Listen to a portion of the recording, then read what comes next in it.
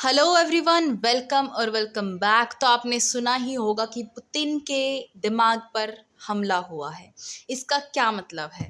Actual में Russia के एक बहुत प्रोमिनेंट जियोपॉलिटिकल थिंकर हैं और पॉलिटिकल लीडर हैं, एलेक्जेंडर दुगिन। उनकी बेटी जो कि आपको स्क्रीन पर दिख रही हैं, ये कार एक्सप्लोजन में मारी गई हैं। अब अगर पुतिन का ब्रेन बोला गया है तो आप समझ सकते हैं कि जितने भी डिसीजंस होते हैं, जो भी जियोपॉलिटिकल सिनेरियो रखता है रशिया, सब अलेक्जेंडर दुगिन की देन है। हर चीज़ रशिया में अलेक्जेंडर दुगिन के अकॉर्डिंगली होती है। उन्होंने एक बुक लिखी है, उसके अकॉर्डिंग होती है। इवन यहाँ तक भी कहा जाता है कि अगर आपको पुतिन का दिमाग पढ़ना है, पुतिन क्या सोचते हैं ये जानना है, तो अलेक्जेंडर दुगिन क्या सोचते हैं ये जान लीजिए, क्योंकि पुतिन वही करते हैं जो अलेक्जेंडर दुगिन सजेस्ट करते हैं। दुगिन की बेटी का नाम था दरिया दुगिना, जिनकी कार बॉम्ब अटैक में मौत हो गई है। अब अगर हम बात करिए इतना ज़्यादा इम्पोर्टेंट क्यों हो जाता है और अलेक्जेंडर दुगिन एक्चुअल में है कौन, ये जो बंदा आपको दिख रहा है स्क्रीन पर, ही इज़ अलेक्जेंडर दुगिन। एक बहुत ही इंटरेस्टिंग बात बताऊंगी। Apart from him being a political leader and geopolitical thinker, इन्होंने एक बुक लिखी है, ये the foundation of geopolitics. Russia में उनकी मिलिट्री को ये बुक मैंडेटरी होती है कि इसके अकॉर्डिंग आपको चलना है। जितने भी जनरल्स होते हैं वो इस बुक को पढ़ते हैं और इसके अकॉर्डिंगली अपने जियोपॉलिटिकल जो डिसीजंस होते हैं वो लेते हैं। And you will be shocked to see, इस सिंगल बुक में, ये 1997 में लिखी गई थी, एनेक्सेशन ऑफ क्रीमिया से लेकर ब्रिटेन के एग्जिट तक सब कुछ इस बुक में लिखा हुआ है। ये बेसिकली 2 डेकेड्स तक रशिया कैसे चलेगा, कैसे अपनी जियोपॉलिटी को आगे लेके जाएगा, सब कुछ इसमें मेंशन है।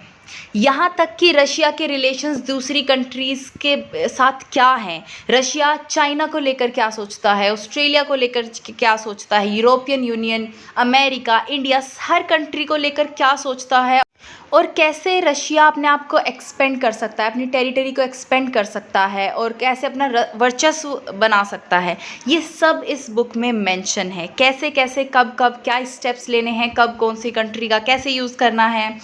और रशिया बेसिकली, रशिया की जो आइडियोलॉजी है वो चाइना जैसी है, इसलिए चाइना से थोड़ा सा डरता है रशिया। मतलब ये दोनों कंट्रीज़ चाहते हैं कॉन्टिन्यूसली एक्सपेंड करना, वो भले ही किसी कंट्री को सीज़ करके हो, इलीगली किसी पे हमला करके हो, कैसे भी हो, बट ये दोनों कंट्री की जो आइडियोलॉजी है वो है एक्सपेंड करना। अब एक जनरल सा क्वेश्चन हर इंडियन के दिमाग में उठ सकता है कि जब ये बुक में सब कुछ लिखा है तो फिर इंडिया के बारे में रशिया क्या सोचता है, क्योंकि हमेशा से रशिया वन और दी अदर वे इंडिया की हेल्प करता आया है।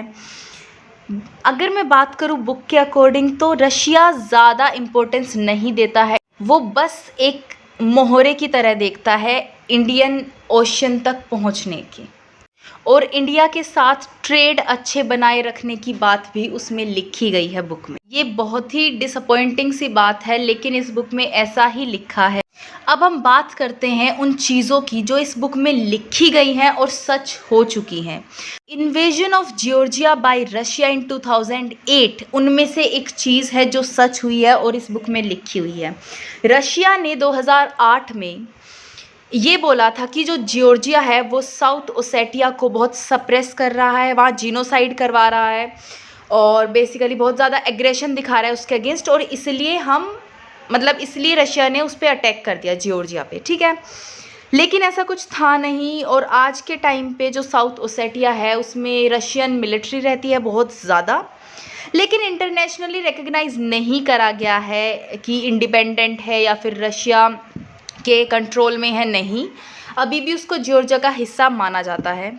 देन आता है 2014 एनेक्सेशन ऑफ क्रीमिया, जो रशिया ने क्रीमिया को सीज़ करा था 2014 में, वो भी इस बुक में लिखा गया है और वो भी एक जियोपॉलिटिकल एजेंडा है रशिया का अपनी टेरिटरी को बढ़ाने का, क्योंकि रशिया को लगता है कि जो उनके सी ब्लैक फ्लीट है उनके लिए क्रीमिया पेनिनसुला बहुत इम्पोर्टेंट हो जाता है। देन आता है यूक्रेन रशिया वॉर, जो कि अभी भी चल रहा है। रशिया, इस बुक में लिखा गया है कि अगर हम यूक्रेन को अपनी टेरिटरी में नहीं मिलाते तो फिर यूरेशियन जो चीज़ें हैं, जो ट्रेड है, हम वो नहीं कर पाएंगे, और जो कॉन्टिनेंटल जियोपॉलिटिक्स है वो तो आसान फिर बिल्कुल भी नहीं है। तो इसलिए इसमें लिखा हुआ था कि यूक्रेन को खुद में मिलाना बहुत ज़रूरी है, and that's why it is going on right now. फिर आता है ब्रेग्जिट 2020। ब्रिटेन का जो एग्जिट हुआ था फ्रॉम यूरोपियन यूनियन 2020 में, वो भी इस बुक में लिखा गया है। रशिया चाहता है ये सब यूरोपियन यूनियन बेसिकली टूट जाए और अलग अलग होके चीज़ें वीक पड़ जाती हैं, और रशिया तब अपनी डोमिनेंस दिखाए। ठीक है, इसमें आगे भी बहुत सारी कंट्रीज़ को इन्वेड करने का, अपनी टेरिटरी में मिलाने की बात है इस बुक में, जो कि सारी हम यहाँ डिस्कस नहीं कर पाएंगे ऑफ कोर्स, बट ये वो चीज़ें हैं जो इस बुक में लिखी गई हैं और सच हो गई। अब हम उन चीज़ों की बात करते हैं जो बुक में हैं लेकिन अभी होना बाकी है, अभी वो चीज़ें सच नहीं हुई है।